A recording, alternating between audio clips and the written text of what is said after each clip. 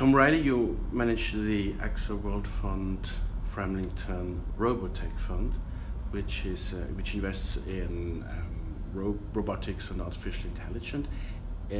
Something a lot of people talk about. Is it the next big thing? So we think that robotics and automation and artificial intelligence is a very big trend at the moment. When we think about robotics and automation, we think about it in four discrete subsectors. So we think about traditional industrial automation, we think about intelligence going into vehicles, so the pathway towards driverless cars, changes in healthcare, making healthcare equipment and systems more intelligent, but perhaps the most important part of this overall portfolio is the technology enablers that we have in the portfolio. So robotics isn't new. Robotics has been around in the 70s, since the 70s, traditionally in car plants. But what we're seeing now is changes in the way that robots are deployed, driven by this increase in intelligence. And this is what makes it very interesting for us at the moment. In a fast-changing world, is it difficult to pick the right stocks? We think we have a great view on the overall robotics and automation ecosystem. We do maybe 300 management meetings a year, so meeting with the CEOs, CFOs of some of the major players, but also their competitors, suppliers, so really trying to understand the changes in the fast-moving industry you talk about.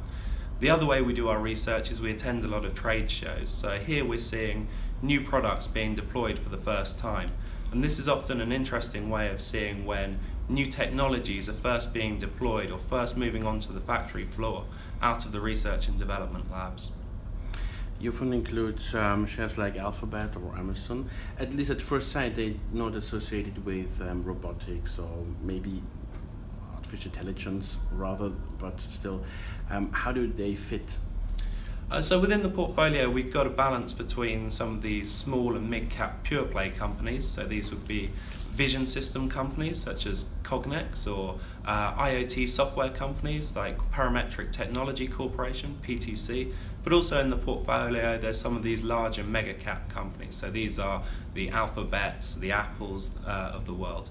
What we're seeing is these companies are pivoting their business models to focus increasingly on artificial intelligence and big data, leveraging their expertise from their core business, trying to grow new businesses.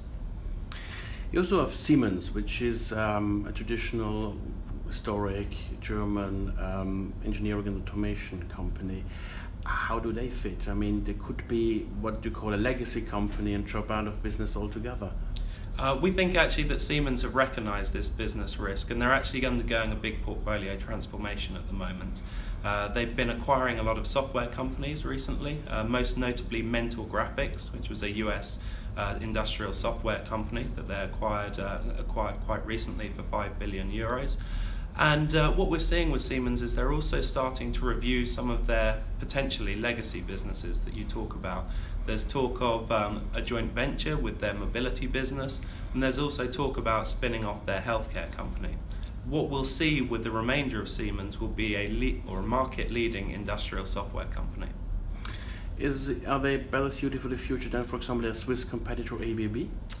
ABB operates in slightly different markets to Siemens. So ABB is one of the big four robotic manufacturers.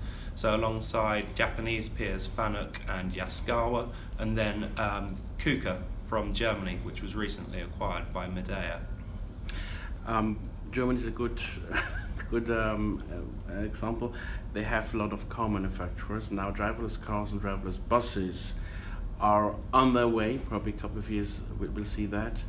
Why don't you invest largely in car manufacturers, Germany or elsewhere? We typically choose not to invest in the car manufacturers because there's a lot of change going on in the industry that we think will be quite costly to these car manufacturers. So at the same time that more intelligence is going into vehicles, the powertrain is changing. So we're moving from traditional combustion engines, petrol and diesel, to hybrids and full electric vehicles. This is very expensive for the car manufacturers. So our way of capitalizing on this changed pathway towards driverless vehicles, so we agree that driverless vehicles or full driverless vehicles may be some way away, but we invest in the component suppliers that are helping provide incremental technology to these companies that are helping make better decisions for vehicles at the moment, enabling greater safety. So who would be a typical enabler for that? We look at some of the semiconductor companies. So Infineon, a German company, has very strong exposure to the ADAS segment, so ADAS being advanced driver assistance functions, and then more broad-based semiconductor companies like Texas Instruments from the US. Tom Riley, thank you very much for your insight.